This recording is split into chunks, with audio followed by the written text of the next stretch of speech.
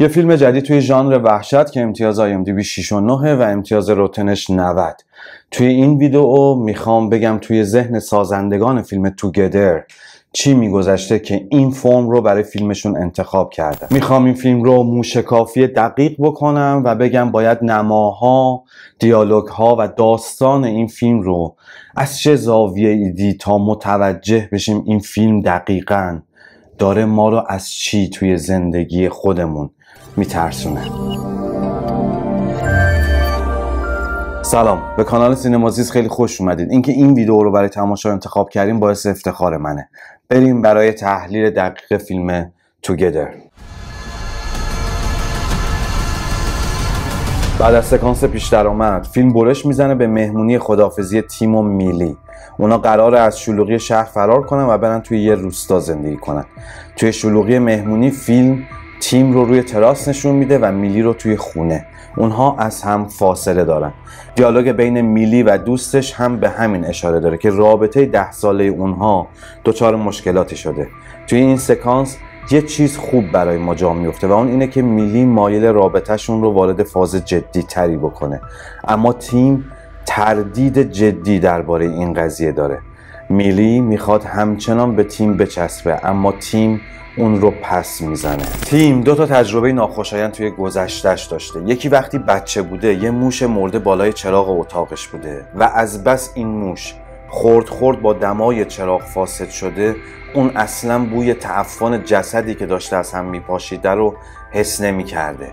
یکی دیگه هم این که باباش توی خواب سکته زده و مادرش چند روز کنار اون میخوابیده بدونه که متوجه بشه شوهرش مرده و جسدش متعفن شده. گذاشتن این تجارب ناخوشایند و تروماتیک با این نیت بوده که روی مسئله عادت توی روابط بلند مدت تاکید بکنه. اینکه زوجین به هم عادت میکنن و نمیتونن معایب رابطه‌ای که توش هستن رو ببینن. پس این فیلم مشخصا داره راجع به روابط انسانی صحبت میکنه. بریم جلوتر ببینیم توگدر با تصاویرش، دیالوگهاش، داستانش و طراحی صداش دقیقاً میخواد چه موضعی راجع به این موضوع بگیره. تیم از این آب میخوره. اول فیلم دیدیم 2 تا سگ از این آب میخورن و اتفاقات مبهم و ترسناکی براشون میفته. خود تیم و انعکاس اون توی آب با یه حرکت تیلت توی قاب میاد. تأکیدی روی 2 تا بودن از یک چیز، 2 تا چیز که متعلق به همن. جلوتر این قضیه اشارات مهمی پیدا میکنه. تیم و میلی توی همون غار میخوابن و یهو تیم احساس میکنه نفسهاش در عالم بیرون روی در و دیوار این غار تأثیر میذاره. هر دم و بازدمی که داره باعث تپش سنگ‌ها و جداره داخلی غار میشه. این صحنه برای این طراحی شده که نشون بده جادویی که توی اون آب هست باعث میشه بدن از اختیار آگاهی خارج بشه.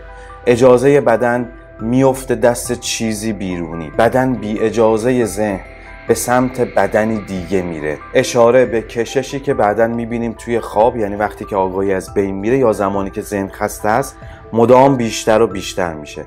به نوعی اینجا داره روی این موضوع تاکید میشه که بدن از اراده فرد بیرون میاد. برای همین هر نفس تیم که یک چیز ارگانیک درونیه تبدیل به یک چیز بیرونی میشه، کنایه به این که فرد در درونش اراده ای نداره که به سمت دیگری بره، اما طلسمی که توی اون آب هست فرد رو به سمت اون میکشونه. نمونه خوبش توی این صحنه است. تیم و میلی در حضور مهمانی که چندان هم با اونها صمیمی نیست به هم درباره رابطهشون که مثل زندان شده و تیم رو اسیر کرده متلک میندازن. وقتی فضا سنگین میشه و مهمان میره، تیم از میلی ناراحته و میخواد دعوا رو ادامه بده، اما ناگهان بدنش به سمت بدن میلی کشیده میشه و شروع به بوسیدن اون میکنه که البته باز هم موجب آسیب به میلی میشه. میبینین تیم اونجا اصلا نمیخواد به میلی نزدیک بشه، اما بدنش بیرون از اراده اون به طور اجباری اون رو شروع به بوسیدن میکنه. به نظر من فیلم داره در مورد روابط طولانی مدتی صحبت میکنه که توی اون زوجین به واسطه مدت زیادی که با هم دیگه بودن به هم عادت کردن و نمیتونن بفهمن این رابطه فاسد شده. ممکنه مدتها از تاریخ انقضای این رابطه گذشته باشه، اما زوجین به واسطه این عادتی که به هم کردن نمیتونن بوی تعفن خراب شدن این رابطه رو متوجه بشن. این رابطه چه جور رابطه‌ایه؟ رابطه‌ای که تا حدی شکل گرفته از عشق سنتیه. توی عشق سنتی یه ایدئال وجود داره که هر دو با هم یکی بشن، مادام العمر با هم بمونن و روز به روز عاشق بیشتر خودش رو وقف معشوق بکنه. توی عشق سنتی قربانی کردن خود یک ارزش محسوب میشه. تیم داره خودش رو قربانی میکنه، احساس میکنه توی این رابطه اسیر شده، حالا هم که به خاطر کار میلی از شهر دور شده و به سختی میتونه خودش رو به تمرین‌های بند موسیقی برسونه. میلی هم همینطور، با اینکه مدت هاست تیم دیگه خودش نیست، مدت هاست با اون رابطه جنسی نداره، باز هم به قول خودش فداکاری میکنه و توی این رابطه میمونه و اتفاقاً رابطه بین این دوتا به جایی رسیده که یا باید تموم بشه یا باید وارد یه فاز بالاتر بشه که یعنی تعهد داشتن به هم دیگه. این بحث رو اینجا نگه دارین تا قبلش یه موضوع دیگر هم مطرح کنم، بعد بحث تعهدم به میون بیاد. این کلیسای عجیب و غریب که مدفون شده محل گرد همایی گروهی بوده که از عشق یه فرقه نحس برای خودشون ساختن. این فرقه دارای آیین‌های جمعیه. هر جا پای آیین‌های جمعی به میون میاد، مسئله وظیفه و تعهد هم تبدیل به بخش مهمی از موضوع میشه. فرقه ها و مسلک ها به تکلیف امر میکنن نه به انتخاب، بندگی میخوان نه فهم و آگاهی. برای همینه که بعد از نوشیدن اون آب طلسم شده بدن از اختیار آگاهی ذهن خارج میشه، یک کشش جبری و غیر ارادی به وجود میاد. این همون چیزیه که تیمی توی رابطه احساس میکنه. نسبت به این رابطه تردید داره، خیلی هم تردید داره، ولی دقیقاً توی همین برهه میلی از اون خواستگاری کرده. برای همینه که فیلم از تماس فیزیکی یه بازنمایی زشت و چندشاور میسازه، یعنی همون یکی شدن دردآور، ناخواسته و صرفاً فیزیکی بدن محور. این نماهای کلوزآپ از بدن، مفاصل و گره خوردن انگشت‌ها در خدمت بازنمایی همین فقدان مرز جسمی و وجود یک جور مزاحمت بدنی همراه با خشونت هستند. دارن به ما یک جور نفوذ ناخوشایند رو به خوبی نشون میدن. این عشقبازی آخر فیلم به خاطر بعضی از پنهانهاش برای ما آشنا جلوه میکنه.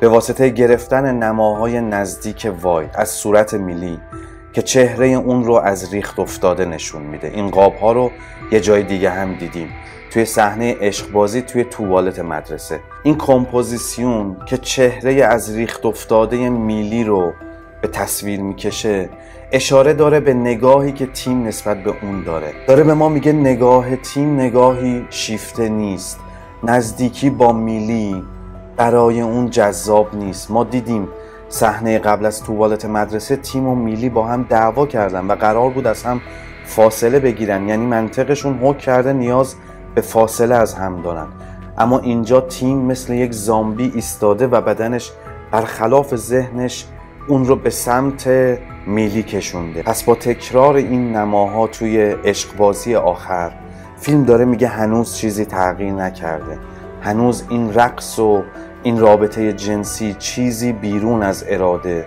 چیزی از روی ترس، عادت یا وظیفه است، نه چیزی دلخواه و از روی انتخاب.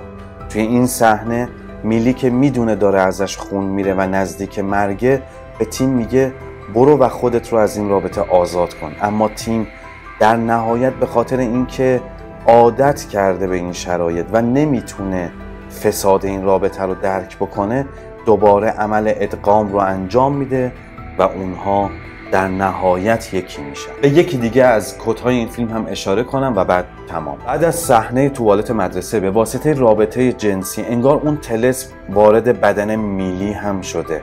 وقتی اینجا تیم برای عذرخواهی دستش رو میگیره نفس میلی توی سینش حبس میشه. با اینکه خیلی از تیم کفریه ولی اون کشش زیاد به بدن تیمی رو در خودش احساس میکنه.